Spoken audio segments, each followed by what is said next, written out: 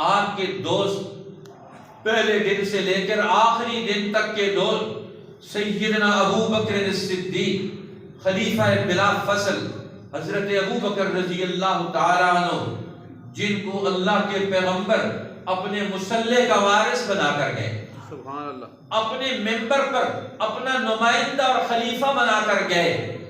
اور پہلا حج جب حج فرض ہوا تو پہلے حج میں امیر الحج بنا کر ابو بکر صدیق کو بھیجا کہ کعبۃ اللہ میں میری نمائندگی حج کے دوران ابراہیمی اوصاف کو لے کر تم نے کرنی۔ سبحان اللہ۔ اسی لیے تو حضور علیہ السلام نے فرمایا تھا کہ میری جماعت صحابہ میں پچھلے نبیوں کے ساتھ صفات کا اعتبار اور صفات کا رشتہ رکھنے والے میرے لوگوں میں سے بھی موجود ہیں۔ فرمایا میری جماعت میں سے حضرت ابراہیم علیہ السلام اور حضرت عیسیٰ علیہ السلام سے مشابہت رکھنے والے وہ حضرت، فرمایا ابو بکر تم ہو، تمہارے اندر حضرت ابراہیم علیہ السلام کی صفات کی مشابہت اور تمہارے اندر حضرت عیسیٰ علیہ السلام کی صفات کی مشابہت۔ اور حضرت عمر کو فرمایا کہ تمہاری مثال ایسی ہے کہ تمہاری مشابہت ہے حضرت نوح علیہ السلام کے ساتھ، حضرت موسیٰ علیہ السلام کے ساتھ۔ ہر ایک کی دعاؤں کی بھی اپنی تاثیر ہے، ہر نبی کی دعا کا اپنا انداز ہے، ہر نبی کے مانگنے کا اپنا انداز ہے، ہر نبی کے باتیں پیش کرنے کا دل و دماغ سے اپنے ارادوں کے اظہار کا اپنا ہی انداز ہے۔ نوح علیہ السلام 950 سال نبوت کی محنت کرنے کے بعد انسانوں کو ترقی دینے، گمراہی اور شرک سے، کفر اور ظلم سے، تکبر سے نکالنے کے لیے ہر ممکن ایڑی چوٹی کا زور لگا لیا۔ نوح علیہ السلام نے 950 سال روزانہ جاتے ہیں قوم کے اندر پیغام حق لے کر، انی ربی انی دعوت قومی لیلا و نہارا، اے میرے رب میں نے اس قوم کو دنیا کی ذلتوں سے نکالنے کے لیے، اس کفر و شرک کی تاریکی سے نکالنے کے لیے، اس ظلم و بد اخلاقی کے دور سے نکالنے کے لیے، رات بھی میں نے ان کے دروازوں پر دستک دی، دن کو بھی میں نے ان کے دلوں کے دروازوں پر دستک دی۔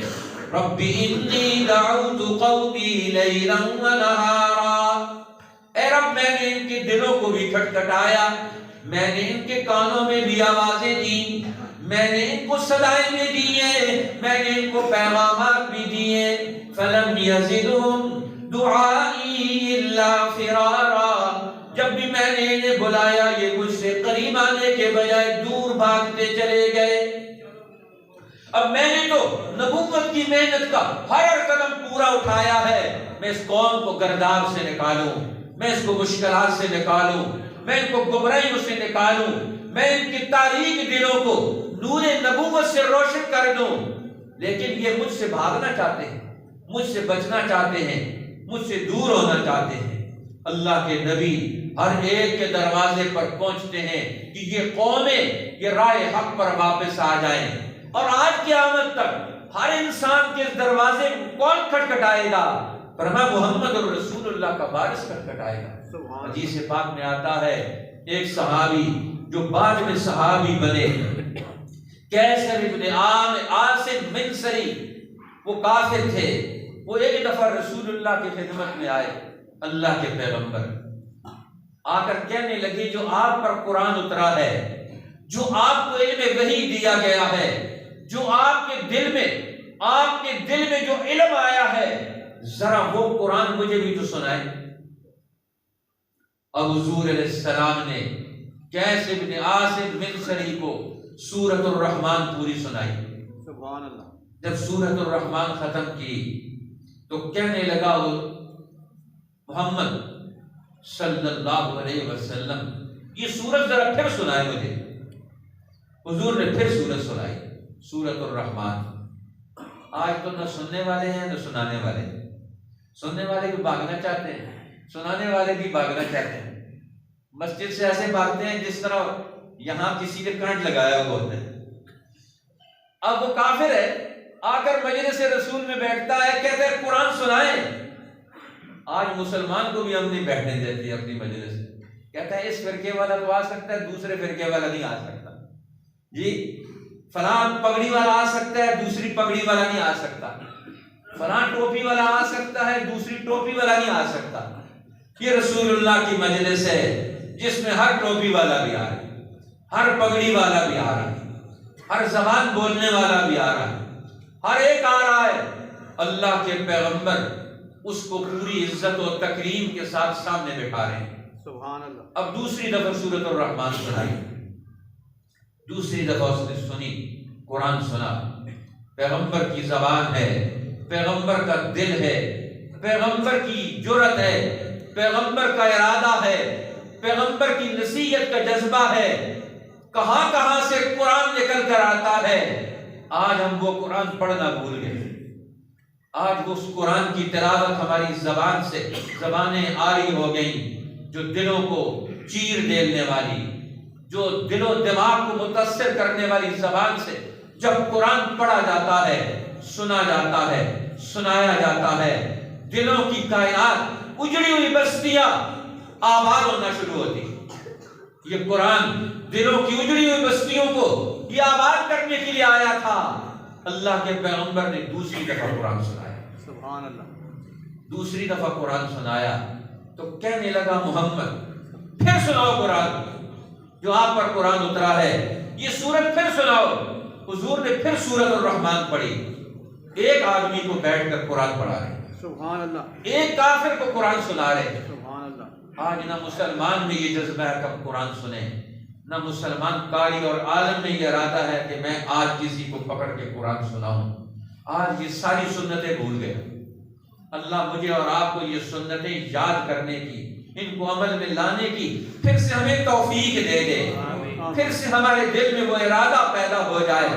تیسری دفعہ جب حضور نے سورۃ الرحمن ختم کی تو وہ فوراً بول اٹھا اپنی زبان سے، واللہ ان لہ لتلاوۃ، اللہ کی قسم اس قرآن کے ایک ایک لفظ میں، اس کے ایک ایک جملے میں، اس کی ایک ایک آیت میں، اس کے ایک ایک حرف میں وہ تازگی ہے جس کو میرا کافر دل بھی محسوس کرتا ہے۔ سبحان اللہ۔ واللہ ان لہ لتلاوۃ، اللہ کی قسم اس میں تازگی اور تلاوت ہے۔ یہ بوسیدہ کتاب نہیں، یہ پرانی کتاب نہیں، یہ مری ہوئی کتاب نہیں، اس میں تلاوت اور تازگی ہے، اس میں حیات اور زندگی ہے۔ قرآن میں آج بھی حیات اور زندگی ہے، اس میں آج بھی تلاوت اور تازگی ہے۔ ذرا محمد الرسول اللہ کی زبان سے، اسی دل سے ذرا اس کو پڑھ کے تو دیکھیں ذرا۔ اور کہتا ہے واللہ ان لہ لتلاوۃ وان علیہ لحلاوۃ، اور اللہ کی قسم اس کے ایک ایک حرف میں مٹھاس ہے، اس کے ایک ایک کلمے میں تاثیر ہے، اس کی ایک ایک آیت میں ایک اپنا ہی ٹیسٹ ہے۔ ہر آیت کا اپنا ٹیسٹ ہے، ہر سورت کا اپنا انداز ہے، ہر قرآن کے حرف کا اپنا مقام ہے، ہر ایک مقام کا اپنا ایک مرتبہ ہے۔ ہر مرتبے سے قوم تعلق رکھے گی، وہ اپنے ہی مرتبہ حاصل کرے گی۔ قرآن کی کس کس بات کو بیان کیا جائے، وہ کہتا ہے واللہ ان لہ لتلاوۃ وان علیہ لحلاوۃ وان اسفلہ لمغدق، اس کے نیچے سے بڑی تاثیر آ رہی ہے، نیچے سے بڑی قوتیں آ رہی ہیں، اس کے نیچے سے پانی سمندر ٹھاٹھے مارتا ہوا اس کی جڑوں کو تر و تازہ کر رہا ہے۔ وَإِنَّ أَسْفَلَهُ لَمُغْدِقٌ، اس کی کائنات کی نیچے سے اس کی تاثیرات اس کے اندر منتقل ہو رہی ہے۔ اب ایک کافر بھی قرآن سن کر، سورۃ الرحمن سن کر، وہ فوراً اس کا دل و دماغ یہ فیصلہ دیتا ہے وَإِنَّ أَعْلَاهُ لَمُثْمِرٌ، اس کے اوپر کی ہر شاخ پر پھل پیدا ہوگا، کہیں سے سچائی کا پھل، کہیں سے عدل کا پھل، کہیں سے شفقت کا پھل، کہیں سے رحمت کا پھل، کہیں سے تعاون کرنے کا پھل، کہیں سے یتیم کے سر پہ ہاتھ رکھنے کا پھل، کہیں سے بازاروں کو سود سے پاک کرنے کا پھل۔ وَإِنَّ أَعْلَاهُ لَمُثْمِرٌ، اس کے اوپر کی ہر شاخ میں پھل ہی پھل ہے، اس کے اوپر کی ہر شاخ میں نتیجہ ہی نتیجہ ہے، اس کی اوپر کی ہر شاخ میں انسانوں کی ہر ضرورت کا بیان ہی بیان ہے۔ علمہ البیان، الرحمن یہ قرآن سورۃ الرحمن کو پڑھے بھی تو انسان کے اوپر کتنی تاثیرات منتقل ہوتی ہیں۔ رحمان وہ ہے خلق الانسان جس نے انسان کو پیدا کیا، علمہ البیان جس نے اس کو بیان سکھلایا، الرحمن علم القرآن جس نے قرآن سکھلایا۔ قرآن کا پہلا معلم خود الرحمن ہے۔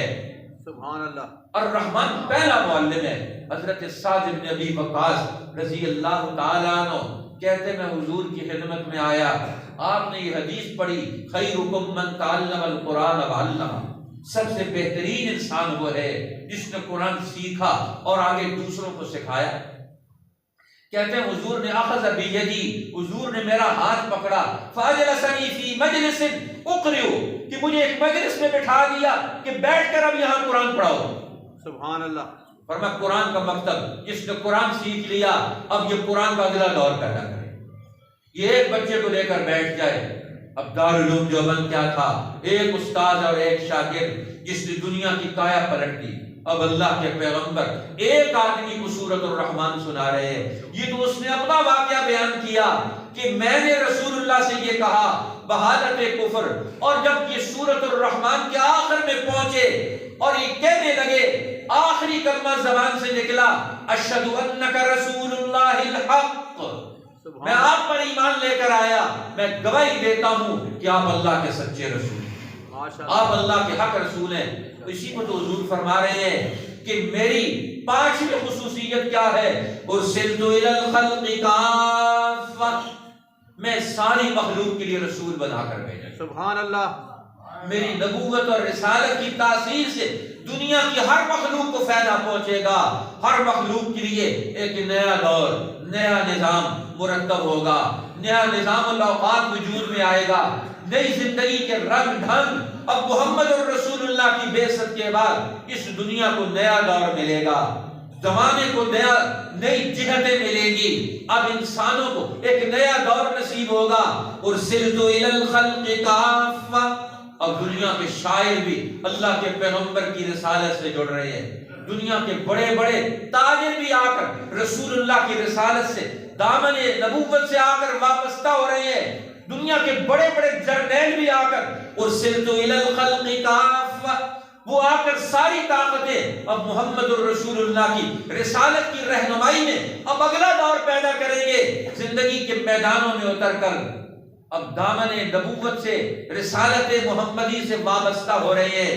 ہر ایک آدمی آتا ہے، آ کر کہتا ہے میں بھی آپ کے دامن سے جڑنا چاہتا ہوں، میں بھی آپ کے ساتھ وابستہ ہونا چاہتا ہوں، میں بھی آپ کی رہنمائی میں زندگی گزارنا چاہتا ہوں۔ ایک ایک آدمی، بڑے بڑے لوگ، اللہ کے پیغمبر بھی نگاہ اٹھا کر بیٹھے ہوئے ہیں، ایک ایک مکہ کے انسان پر نگاہ لگا کے بیٹھے ہوئے ہیں کہ کون آدمی ہے اور اس سے کیا کام لیا جا سکتا ہے، اس کو کیا کام دیا جا سکتا ہے، اس کو کیا ذمہ داریاں دی جا سکتی ہیں۔ ایک آدمی، ایک نوجوان رسول اللہ کی خدمت میں آیا اور وہ کچھ پڑھ رہا تھا۔ آپ نے فرمایا کاش اگر تو قرآن کی یہ صورتیں یاد کر کے آ جاتا تو کیا خوب بات ہوتی۔ وہ بچہ وہیں سے اٹھا، تھوڑی دیر میں جا کر مجلس نبوت سے اٹھا اور جا کر کسی صحابی رسول کے پاس جا کر بیٹھ گیا، اور وہ قرآن کا حصہ اسی وقت یاد کر کے 1 گھنٹے کے بعد آ کر کہنے لگا یا رسول اللہ میں قرآن وہ حصہ یاد کر کے آ گیا۔ ادھر سے ارادہ دیکھیں رسول اللہ، اور ادھر سے شوق دیکھیں ایک بچے کا، رسول اللہ نے اظہار کیا تو اسی وقت اٹھ کے چلا گیا اور جا کر قرآن کا وہ حصہ یاد کر کے آ گیا۔ اس لیے حضور نے فرمایا جو مجھے قرآن ملا ہے وقت نہیں ہے، یہ بھی تفصیل مانگتا ہے، قرآن کی ہر سورت اپنے اندر کیا تاثیر رکھتی ہے۔ فرمایا جو مجھے سورۃ البقرہ ملی، یہ سورۃ البقرہ کیا ہے؟ فرمایا یہ تورات کا حاصل ہے، یہ پچھلی کتابوں کا حاصل ہے، یہ فرمایا یہ پہلی 7 سورتیں جو ہیں السب الطوال، یہ سابقہ نبیوں کی تعلیمات کا خلاصہ سبحان اللہ، جو قرآن نے اس کو پیش کر دیا۔ اور فرمایا جو مجھے اگلی صورتیں دی گئیں وہ کون سی ہیں؟ فرمایا وہ اگلی صورتیں وہ معین کی صورتیں ہیں جو مجھے زبور کی شکل میں دی گئی، جو زبور میں نازل تھا، وہ میری کتاب مقدس قرآن میں معین کی جو 200 آیات والی صورتیں ہیں یہ ان میں شامل ہیں۔ اور فرمایا انجیل کے اندر جو کچھ موجود ہے وہ مجھے مثانی میں دیا گیا، جو صورت مثانی میں 200 سے کم آیات کی مشتمل صورتیں ہیں۔ فرمایا ان صورتوں میں جو کچھ موجود ہے یہ صورتیں تو وہ ہیں کہ جن کو یہ سابقہ نبیوں کی انجیل کی تعلیمات کا حاصل ہے۔ اور فرمایا آخری صورت مفصل کی سورۃ الحجرات سے لے کر آخر تک کی یہ صورتیں مفصل کی صورتیں یہ محمد الرسول اللہ کی خصوصیت ہے۔ سبحان اللہ۔ یہ قرآن کا وہ علم ہے سورۃ الحجرات سے لے کر آخر تک، یہ وہ علم ہے کہ جو محمد الرسول اللہ کو خاص طور پر فضیلت دے کر قرآن کا یہ علم یہ خاص طور پر مجھے ہی دیا گیا ہے۔ سورۃ الحجرات سے لے کر آخر تک کی صورتیں، حضرت عبداللہ ابن عباس فرماتے ہیں توفی رسول اللہ صلی اللہ علیہ وسلم وانا ابن 10 سنین، رسول اللہ دنیا سے پردہ فرما گئے اور میں 10 سال یا اس سے کچھ اوپر تھے، 3 سال کی عمر، میں 10 سال کی عمر میں تھا اور میں نے وختمت المحکمہ، میں نے یہ محکم صورتیں حجرات سے لے کر سورۃ الناس تک 66 صورتیں ہیں، یہ 66 صورتیں یہ محکم صورتیں ہیں جن میں کوئی صورت منسوخ نہیں ہوئی، یہ مفصل کی صورتیں ہیں، ان کو مفصل کی صورتیں بھی کہا جاتا ہے، محکم بھی کہا جاتا ہے، یہ محکمات میں سے ہیں۔ پورے قرآن کو مولانا عبید اللہ سندھی فرماتے ہیں پورے قرآن کا خلاصہ یہ آخری منزل ہے، قرآن کا خلاصہ، ساری نبوتوں کا حاصل علم یہ قرآن کا یہ آخری حصہ ہے۔ سورۃ الحجرات سے لے کر یہ آخر تک ہر سورت کا اپنا سیٹ ہے۔ قرآن حکیم کی ساری صورتیں یہ اپنا اپنا مقام رکھتی ہیں۔ حضور فرماتے ہیں میں تمہارے اندر زندہ رہوں گا قیامت تک قرآن کی شکل میں، اپنے فرمان کی شکل میں، ارسلت الی الخلق کافہ، مجھے قیامت تک کے آنے والے انسانوں کی رسول بنا کر بھیجا گیا۔ اب رسول میں کیسے بنوں گا؟ رسالت کا اظہار وحی کے علم کے ذریعے سے ہوا۔ اب فرمایا یہ وحی کا علم یہ قیامت تک قائم و دائم اور تر و تازہ رہے گا۔ اور کون اسے تر و تازہ رکھے گا؟ وہ دل، وہ زبانیں، وہ عقل، وہ قلب جو اس قرآن کو لے کر آگے بڑھے گا۔ حضور نے فرمایا جو دنیا میں زبردست عالم بننا چاہتا ہے، قرآن کے علوم کا حامل بننا چاہتا ہے، ورنہ سب الطوال سورہ فاتحہ سے لے کر سورۃ البراءۃ سورہ توبہ تک کی یہ 7 صورتوں کا پورے طریقے سے علم حاصل کر لے، حضور نے فرمایا یہ میری امت کا سب سے بڑا عالم ہوگا۔ سبحان اللہ۔ یہ میری امت کا سب سے بڑا عالم ہوگا، زبردست عالم ہوگا، یہ میری امت کا سب سے بڑا زبردست عالم بنے گا۔ پھر اللہ نے فرمایا، رسول اللہ نے قرآن کا تعارف بھی کتنے عظیم ذوق کے ساتھ اللہ کے پیغمبر قرآن کا تعارف کرواتے ہیں۔ فرمایا من جمع القرآن متعہ اللہ بعقلہ حتی یموت، جس نے قرآن کو اپنے دل و دماغ میں جمع کر لیا، اسے محفوظ کر لیا، اسے سمجھ لیا، اس کے ساتھ مناسبت پیدا کر لی، اس کے ساتھ تطبیق پیدا کر لی، قرآن میں اور اس کے آپس میں کوئی ٹکراؤ نہیں، کوئی تضاد نہیں، اللہ کے قرآن میں اور میرے سننے سمجھنے میں کوئی ٹکراؤ نہیں، کوئی تضاد نہیں، قرآن میں اور میرے عمل میں کوئی ٹکراؤ نہیں، کوئی تضاد نہیں۔ تو فرمایا جس نے من جمع القرآن متعہ اللہ بعقلہ حتی یموت، فرمایا اگر یہ 100 سال بھی زندہ رہے گا اللہ اس کی عقل کو محفوظ رکھے گا، جس نے قرآن کو محفوظ کر دیا۔ سبحان اللہ۔ ساری زندگی وہ اپنی زندگی کی ہر نعمت سے فائدہ اٹھائے گا کیونکہ عقل موجود ہے اس کے اندر۔ فرمایا اللہ اس کو بے وقوف نہیں بننے دے، جس نے قرآن کی سمجھ اپنے اندر پیدا کر لی، جس نے قرآن کی عقل اپنے اندر پیدا کر لی۔ من جمع القرآن متعہ اللہ بعقلہ حتی یموت، موت تک یہ اپنی عقل کے ساتھ اپنی زندگی کی ساری صلاحیتوں کے ساتھ یہ دنیا میں موجود رہے۔ یہ اللہ کا قرآن ہے جس سے ہر دور کے لیے ہم نے رہنمائی لینی، ہر دور کے لیے ہم نے رہنمائی لینی ہے، اس لیے اللہ کا قرآن ہے۔ فرمایا من قرأ القرآن قبل ان يحتلم فقد اوتی الحکم صبیا، جس نے قرآن کو بالغ ہونے سے پہلے پڑھ لیا، یاد کر لیا، محفوظ کر لیا، اس کو سمجھ لیا، اس کے ساتھ تعلق جوڑ لیا، فقد اوتی الحکم صبیا، فرمایا بچپن سے ہی اس کو عقل اور حکم مل گیا۔ سبحان اللہ۔ اب یہ مسلمان دنیا میں کیسے ترقی کریں گے، کیسے کامیابی حاصل کریں گے، کیسے رسول اللہ کے ساتھ تعلق جوڑیں گے؟ فرمایا اس کے لیے میں تمہارے اندر قرآن چھوڑ کے جا رہا ہوں۔ اب دنیا میں مسلمان محمد الرسول اللہ کی رسالت کی طرف دنیا انسانیت کو کیسے دعوت دیں گے؟ یہ قرآن کی طرف دعوت دیں گے، یہ رسول اللہ کے فرمان کی طرف دعوت دیں گے، یہ سنت نبوی کی طرف دعوت دیں گے۔ اور سنت نبوی اس کا وہ حصہ جس کا پوری دنیا انسانیت سے تعلق ہے۔ آج ہم انسانوں کے قلوب میں اس دین حق کی محبت پیدا کر کے یہاں سے جب آئے اور واپس جائے تو قرآن کا نمائندہ بن کے جائے۔ قرآن بیان کرتا ہے اللہ کے پیغمبر بطن نخلا میں مکہ مکرمہ سے باہر وادی میں کھڑے رات کی تنہائیوں میں اللہ کا قرآن پڑھ رہے ہیں۔ سبحان اللہ۔ حضور علیہ السلام نماز میں کھڑے ہو کر اللہ کا قرآن پڑھ رہے ہیں۔ اب قرآن کی تلاوت ہے، قرآن کی تلاوت یہ دلوں کو کھینچ کے لے کر آتی ہے۔ وَإِصْرَفْنَا إِلَيْكَ نَفَرًا مِّنَ الْجِنِّ يَسْتَمِعُونَ الْقُرْآنَ، اللہ فرماتے ہیں ہم نے جنوں کی ایک جماعت آپ کی طرف پھیر دی۔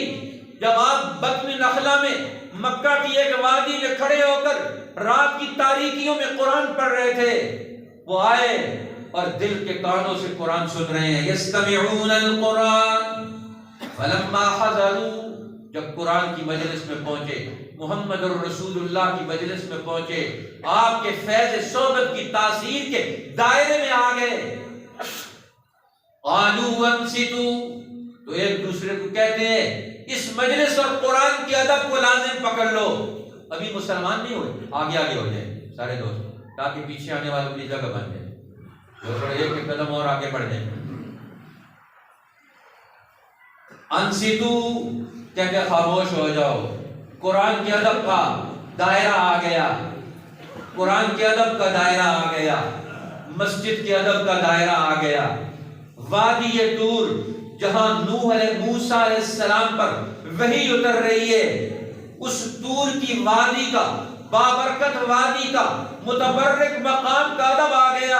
فخلانا علیہ انک بالوادی المقدس طویٰ، موسیٰ آپ بھی یہاں جوتے اتار کر آئیں، اب آپ پر باران وحی الہی کا نزول ہونے کو ہے، آپ یہاں جوتے اتار کر آئیں، دنیا کی آلائشوں سے نکل کر آئیں، اب وحی الہی کے لیے اپنے دل و دماغ کو اللہ کے سامنے پیش کر دیں۔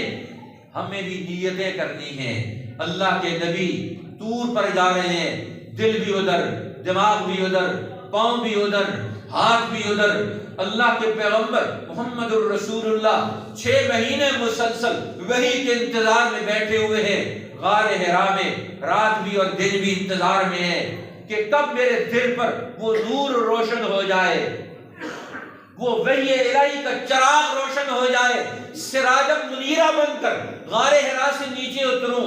6 مہینے عبادت کی، اعتکاف کیا، انتظار کر رہے ہیں کہ کب وہ وحی الہی کا پیغام آئے گا، کب وہ نور الہی کا نور میرے قلب میں اترے گا، جس سے میں دنیا کی قوموں کی امامت کا، تاریخیوں کو بانٹنے کا اگلا دور پیدا کروں گا۔ 6 مہینے مسلسل بیٹھے ہوئے ہیں، یہ بھی ادب ہے۔ فرمایا قالوا انصتوا، خاموش ہو جاؤ۔ یہ خاموشی بھی بڑی طاقت ہے، یہ خاموشی بھی بڑی قوت ہے۔ توجہ کرنا، انسان دل و دماغ کو متوجہ کر لے اللہ کی طرف، دین حق کی طرف، کتاب اللہ کی طرف ہماری توجہ کامل ہو جائے۔ آج ہماری توجہ، مسلمان کیوں ناکام ہے؟ کامیابیوں کا سارا سامان موجود ہے، توجہ ہماری نہیں ہے، ہماری توجہ نہیں ہے اس پر۔ جس دن توجہ آئے گی اسی دن کامیاب ہو۔ بڑا عجیب جملہ فرمایا مولانا عبید اللہ شریف، اللہ ان کی قبر پر کروڑا رحمتیں نازل فرمائے۔ ساری زندگی قرآن کو اوڑھنا بچھونا بنا ہے، سکھ سے مسلمان ہوئے تھے، ہم نسلی مسلمان ہیں، وہ اصلی مسلمان ہوئے جی۔ جو اصلی مسلمان ہوتا ہے اس کے دل میں درد ہوتا ہے. ہم تو مسلمانوں کے گھر میں مفت میں پیدا ہو گئے مسلمان، ٹھیک ہے، سب چیزوں کو رلا ملا کر چلا رہے ہیں. نہیں، وہ کہتے ہیں نہیں اب حق ہی حق بات چلے گی. اب جب قرآن سیکھا، قرآن دل میں اترا تو اب یہ چین نہیں لینے دیتا. جس دل میں قرآن آتا ہے وہ کسی کو جہنم میں نہیں جانے دے گا، وہ کسی کو گمراہی پر نہیں میں کھڑا ہونے دے گا. وہ دل تڑپے گا کہ یہ کیوں گمراہی کی طرف جائے، یہ کیوں جہنم کی طرف جائے، یہ کیوں فرعونوں اور قارونوں کا نمائندہ بن کر رہے. اس کو کھینچ کے لائے گا. اب اللہ کے پیغمبر قرآن پڑھ رہے ہیں، توجہ مخلوق کی طرف ہے، یہ مخلوق اس قرآن کو حاصل کر لے. اللہ فرماتے ہیں پیغمبر آپ کی توجہ پر جنوں کو ہم نے آپ کی طرف پھیر دیا.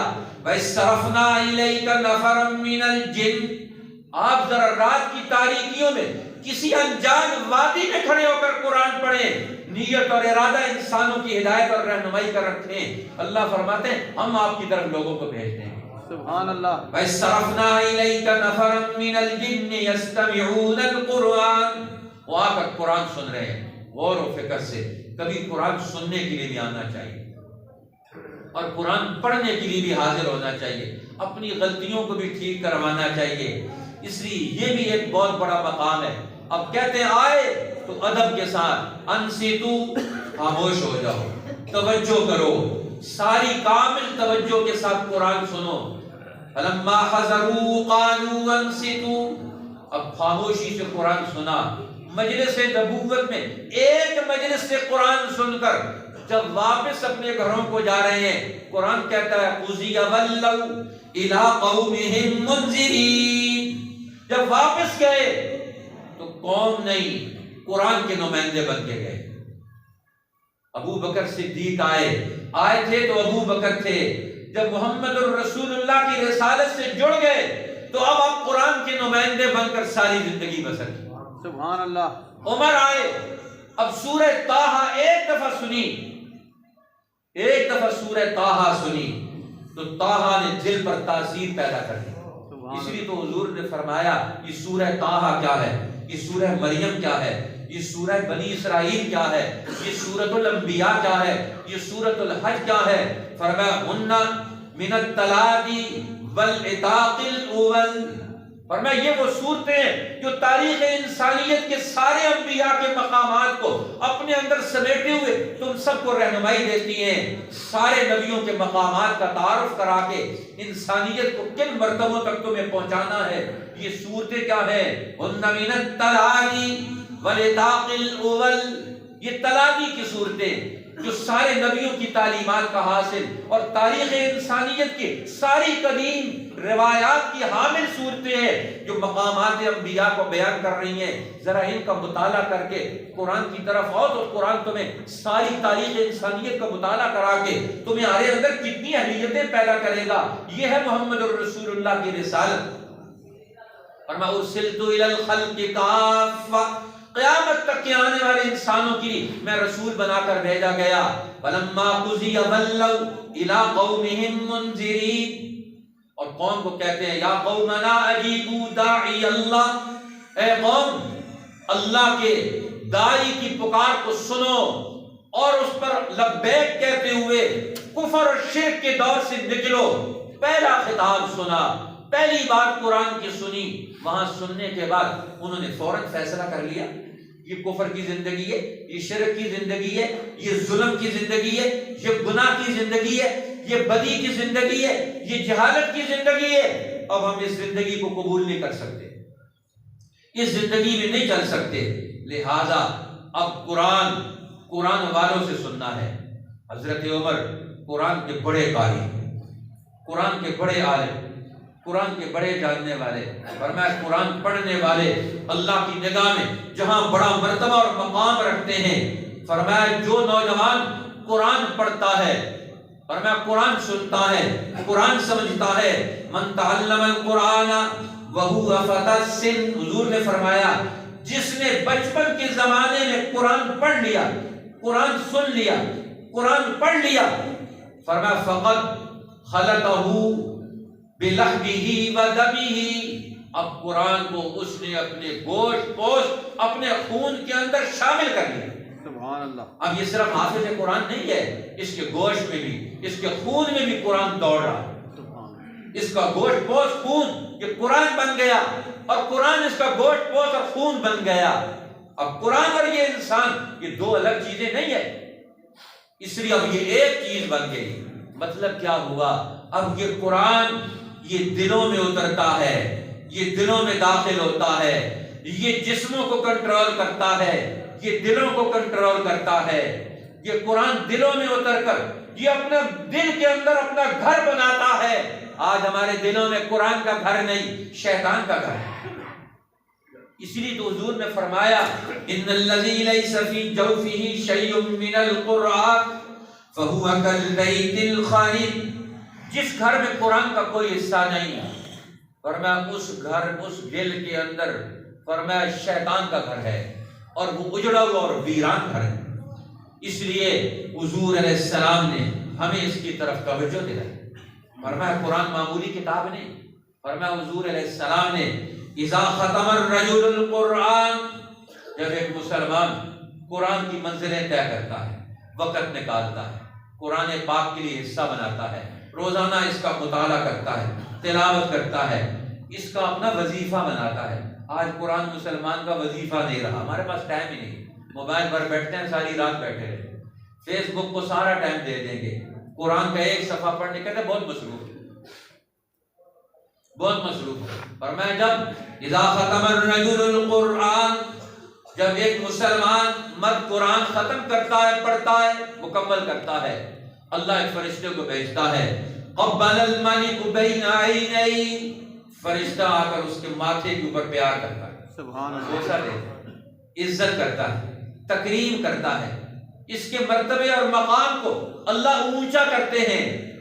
حضور علیہ السلام کی مجلس میں ایک صحابی آئے اور آ کر کہنے لگے یا رسول اللہ، آج ہم نے فلاں صحابی کے گھر میں رات کو بڑے انوار و برکات دیکھے، ایسی قسم کے انوار و برکات دیکھے.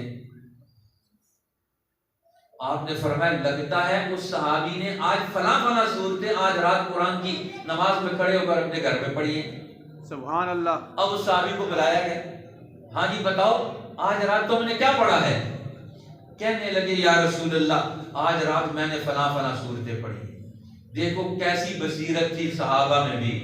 وہ گھر کے پاس سے گزرتے ہیں تو اندر سے قرآن کی تاثیر کے انوار و برکات محسوس ہوتے ہیں، اور آ کر رسول اللہ سے ذکر کرتے ہیں.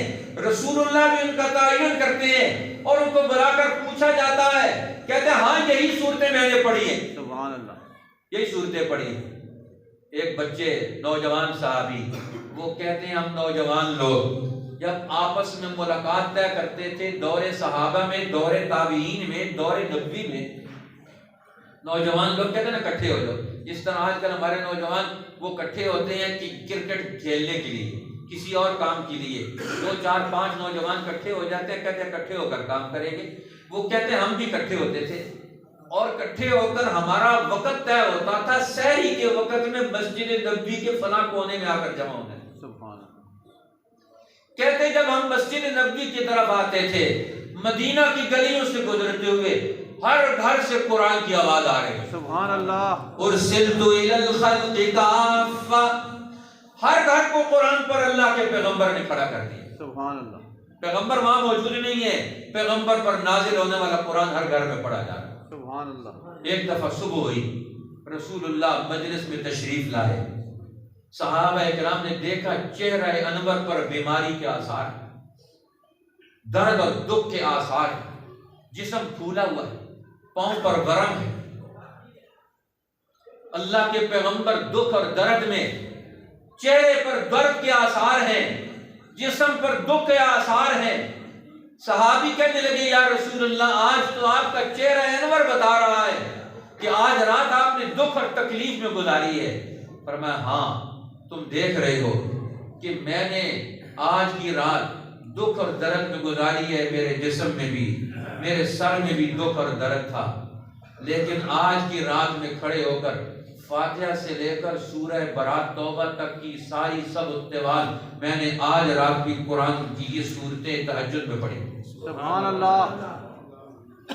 اس جسمانی دکھ اور درد کے ساتھ بھی آج اللہ مجھے اور آپ کو بھی اپنے سامنے کھڑے ہونے کی توفیق دے. اللہ ہمیں بھی وہ موقع اور مقام دے دے. آج امت میں پھر قرآن کا دور پیدا ہو جائے, پھر اس کی تلاوت کا دور پیدا ہو جائے, پھر اس کے معنی مطلب پر غور کا دور پیدا ہو جائے, پھر اس کی ایک ایک آیت کو سمجھ کر اس پر عمل کرنے کا درد پیدا ہو جائے. اللہ مجھے اور آپ کو وہ توفیق دے.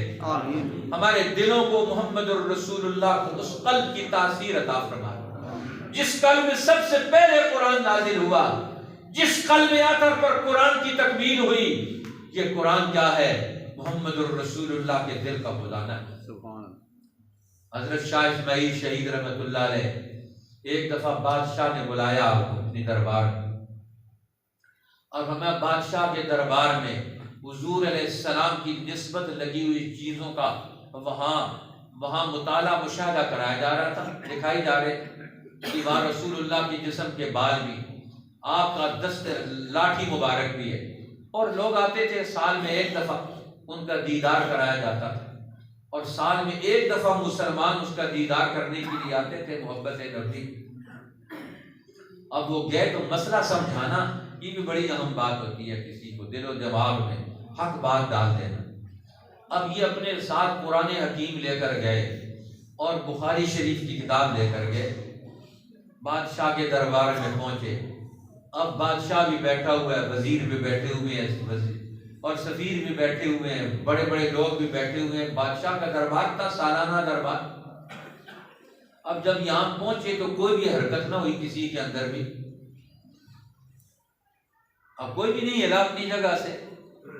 تو کہنے لگے, انہوں نے کہا کہ آپ ہمارے دربار میں آئے ہیں اور یہ ہم سب لوگوں کو یہ زیارت کروائیں گے, ان چیزوں کی زیارت کروائیں گے. جی اب وہ چیزیں سب کے سامنے لائی جائیں گی. اب انہوں نے ایک اصول سمجھایا, فرمایا یہ رسول اللہ کی نسبت لگی ہوئی چیزیں ہیں, یہ بادشاہ کے دربار میں پھیلائی جائیں گی. یہ بات ہمیں سمجھ نہیں آتی, رسول اللہ کی نسبت لگی ہوئی چیزوں کے پاس بادشاہ اٹھ کے کیوں نہیں جاتے؟ فرق یہ آ گیا ہے. یہ اس دور کے لوگ ہیں جو رسول اللہ کے پاس خود حاضر ہوتے ہیں, رسول اللہ کی خدمت میں آتے ہیں, اور تم رسول اللہ کی نسبت لگی ہوئی چیزوں کو اپنے پاس بلاتے ہو, خود ان کے پاس کیوں نہیں جاتے ہو؟ اپنے آپ کو بڑا سمجھتے ہو. فرمایا یہ تو رسول اللہ کے جسم کے ساتھ لگی ہوئی چیزیں ہیں, تم ان کی تکریم کرتے ہو, اچھی بات ہے. میں جو لے کر آیا ہوں یہ قرآن, یہ رسول اللہ کے قلب اطہر پر نازل ہوا, اور یہ احادیث رسول اللہ جو رسول اللہ کے دل و دماغ سے نکل کر ہم تک پہنچی ہیں, ان بابرکت چیزوں سے, رسول اللہ کی معنوی وراثت سے آج تمہاری نسبت اور برکت کا کیا تعلق ہے؟ اس کے لیے تو کسی کے اندر حرکت ہی نہیں پیدا ہوئی, کوئی اپنی جگہ سے کھڑا بھی نہیں ہوا قرآن کے لیے, اور رسول اللہ کی کتاب حدیث پاک بخاری شریف کے لیے کوئی اپنی جگہ سے کھڑا بھی نہیں ہوا. وہ مسئلہ سمجھایا کہ تم زوال کی طرف کیوں جا رہے ہو, کہ تمہارے دل و دماغ میں قرآن حکیم کی یہ علوم اور یہ چیزیں کہاں پہنچ گئی. لہذا اب تمہارے اندر یہ تاثیر پیدا ہونی چاہیے. لہذا نبی اکرم سرور دو عالم صلی اللہ علیہ وسلم نے ہمیں یہ راستہ بتایا کہ میں قیامت تک کے لیے رسول بن کر آیا ہوں, اور میری رسالت کی تاثیر دنیا کے انسانوں میں اب میرے اوپر نازل ہونے والے قرآن کے ذریعے سے منتقل ہوگی, اب میرے فرمان کے ذریعے سے منتقل ہوگی. ختم بی النبیون, میں آخری نبی بن کر آیا ہوں. نبوت کا دروازہ بند, رسالت کا دروازہ بند, اب نبوت اور رسالت کے علم کا دروازہ کھلا ہوا ہے, قیامت تک کھلا رہے گا. اب یہ قرآن کا دروازہ کھلا رہے گا, اب یہ میرے رسالت کا فیض میری سنت کی شکل میں قائم رہے گا. اب میرے خلفاء اور میرے نمائندے دنیا کی قوموں میں اس کو قائم رکھیں گے, میری سنت کے ساتھ وابستگی قائم کر کے, میرے راستے اور مشن کو اختیار کر کے, میرے نبوت کے پروگرام کو قبول کر کے اب دنیا کی قوموں میں وہ آگے بڑھیں گے. فرمایا یہ بھی میری ایک فضیلت, یہ بھی ایک میرا اللہ نے مقام مجھے عطا فرمایا. اب قیامت تک کے آنے والے انسانوں کو رہنمائی میری طرف سے, میرے نائبین میرے خلفاء اور میرے وارثین اب یہ قیامت تک اس سلسلہ حق کو قائم رکھیں گے، لہذا اب ہمیں سلسلہ حق کو پہچاننا ہے۔ آج امت کیوں گمراہ ہے؟ حضور نے فرمایا یہ جب جاہل لوگوں کے پیچھے چلیں گے، نادان لوگوں کے پیچھے چلیں گے۔ فرمایا اتخذ الناس رؤوسا جہالا، اب لوگوں نے جاہل لوگوں کو اپنا رہنما بنا لیا، ان کو اپنا بڑا سمجھ لیا۔ افتوا بغیر علم، نہ قرآن کا علم، نہ حدیث کا علم، نہ دور نبوی کا علم، اللہ کے پیغمبر نے قوموں کو کہاں سے اٹھا کر کیسے کھڑا کیا اس کا پتہ ہی نہیں۔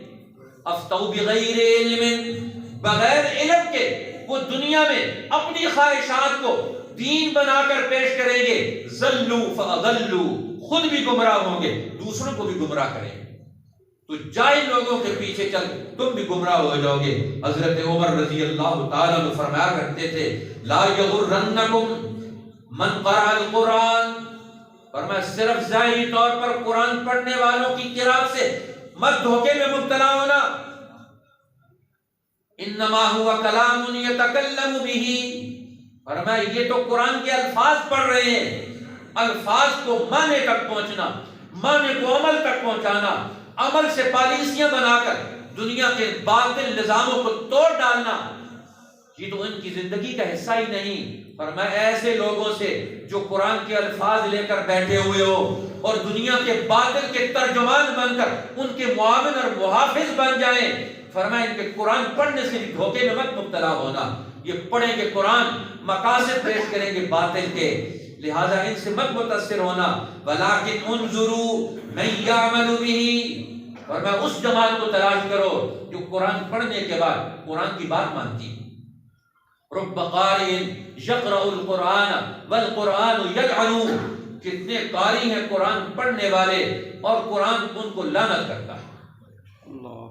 حضور نے فرمایا رب قارئ یقرأ القرآن والقرآن یلعنہ، کتنے قرآن پڑھنے والے وہ ہیں جن پر قرآن لعنت کرتا ہے۔ اب قرآن لعنت کرتا ہے، اب قرآن بھی تو کہتا ہے لعنت اللہ علی الظالمین، لعنت اللہ علی الکافرین۔ اسی طرح اللہ نے فرمایا جو حق بات کو چھپاتے ہیں علیہم لعنت اللہ والملائکۃ والناس اجمعین۔ آج ہم نے دنیا میں حق بات کو پھیلانے میں کیا کام کیا؟ ہمارے وجود سے، ہماری زبان سے کتنا حق دنیا تک پہنچا ہے، کتنی سچی باتیں دنیا تک پہنچی ہیں۔ اس لیے آج یہ ہمارا فرض بنتا ہے، ہماری ذمہ داریاں بنتی ہیں۔ قرآن یہ اللہ کی کتاب، یہ میرے اور آپ کے پاس امانت، فرمان رسول یہ اللہ کے رسول کی امانت میرے اور آپ کے پاس، آج ہم اس کا کیا حق ادا کر رہے ہیں؟ اس لیے کل قیامت میں اللہ کے پیغمبر پوچھیں۔ اس لیے حضور نے فرمایا کہ قیامت کے دن لوگ میرے پاس آئیں گے، میرے امتی ہیں۔ آپ کہیں کہ میں بھی فرشتوں کو کہوں گا ہؤلاء امتی، یہ میرے امتی ہیں، یہ میرے امتی ہیں۔ حوض کوثر پر فرمایا مجھے تلاش کرنا ہو قیامت کے دن تو میں تمہیں بتاتا ہوں میں تمہیں کہاں ملوں گا، مجھے تلاش کرنا ہو تو میں حوض کوثر پر ملوں گا۔ فرمایا انا فرقکم علی الحوض، تم بعد میں آؤ گے، میں پہلے تمہارے سامنے، تم سے پہلے تمہارا نمائندہ بن کر رب العالمین کی عدالت میں تمہاری حمایت میں کھڑا ہوں گا۔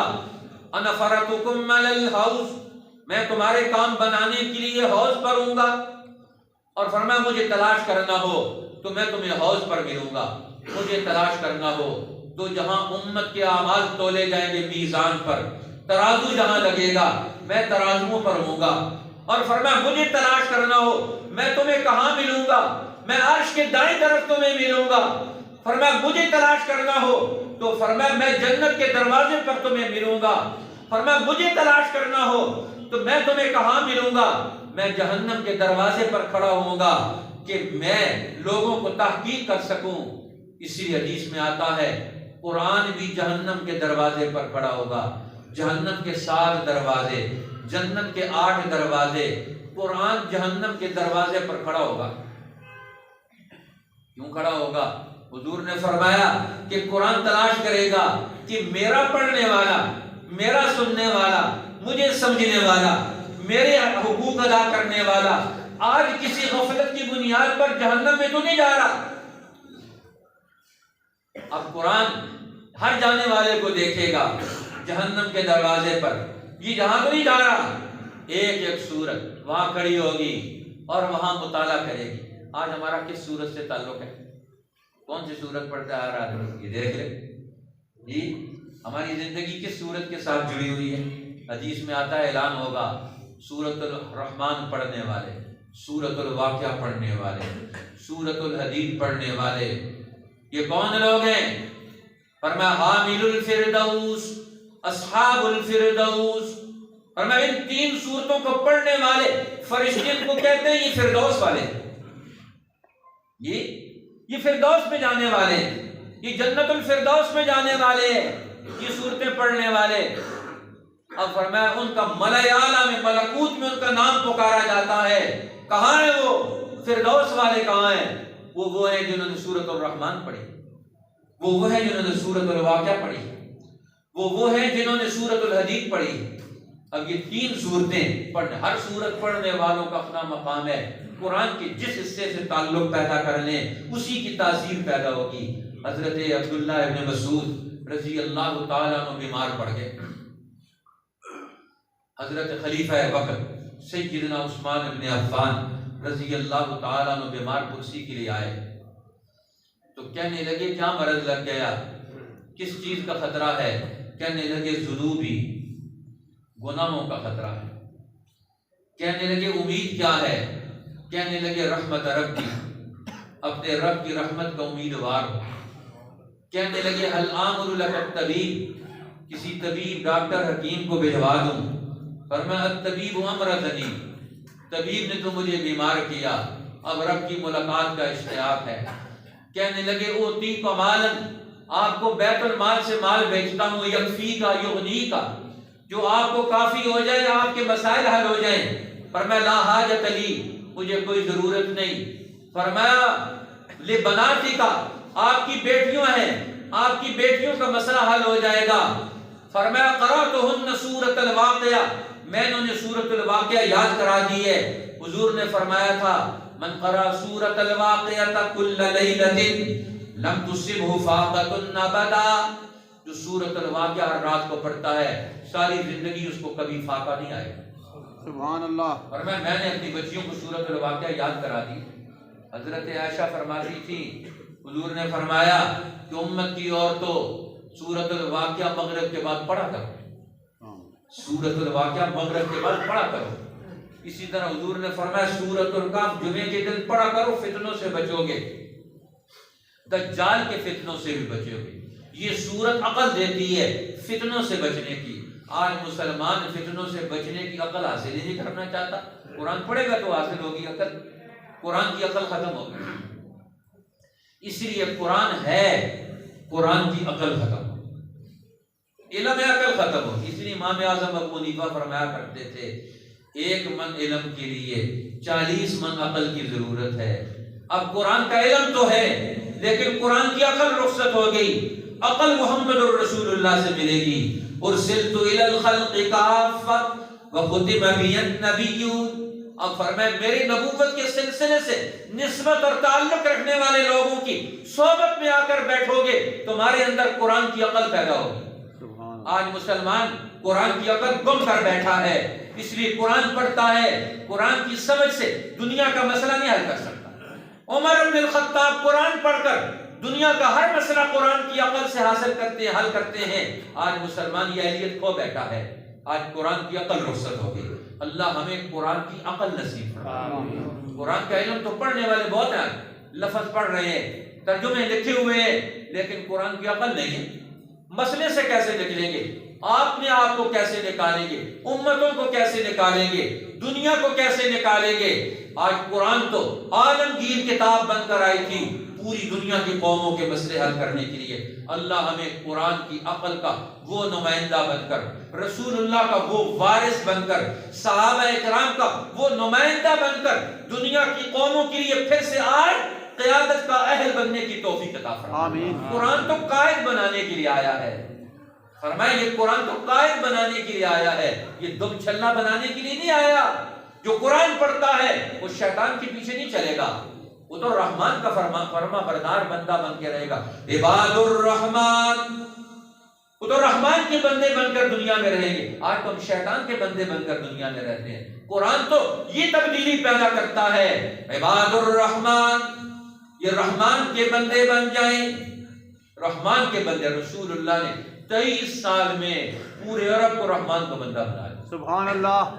آج بھی رحمان کا بندہ بن سکتے ہیں ہم، صرف سنت نبوی کے اس دور کو لانے کی ضرورت ہے۔ اللہ مجھے اور آپ کو، پوری دنیا کے مسلمانوں کو پھر سے یہ دور لانے کی توفیق عطا فرمائے۔ آمین۔ الحمدللہ ہماری مسجد میں ہر منگل کو قرآن پاک کا درس ہوتا ہے، آپ کے انتظار میں ہوتے ہیں ہم، 20 منٹ ہوتے ہیں۔ ہمارے عجیب پال صاحب، عجیب اللہ صاحب، سعید کھٹک صاحب، ادھر ذوالفقار صاحب، مولانا صداقت صاحب، یہ ہمارے بہت سارے دوست محنت کوشش کرتے ہیں، وہ بھی حاضری دیتے ہیں۔ آپ سے بھی درخواست ہے کہ منگل والا دن یہ 20 منٹ، یہ راسد صاحب بیٹھے ہوئے یہ دکان چھوڑ کر فوراً پہنچتے ہیں سبحان اللہ۔ جی، اور بھی بہت سارے دوست ہیں جو اب کوشش کرتے ہیں، اب قدم اٹھنے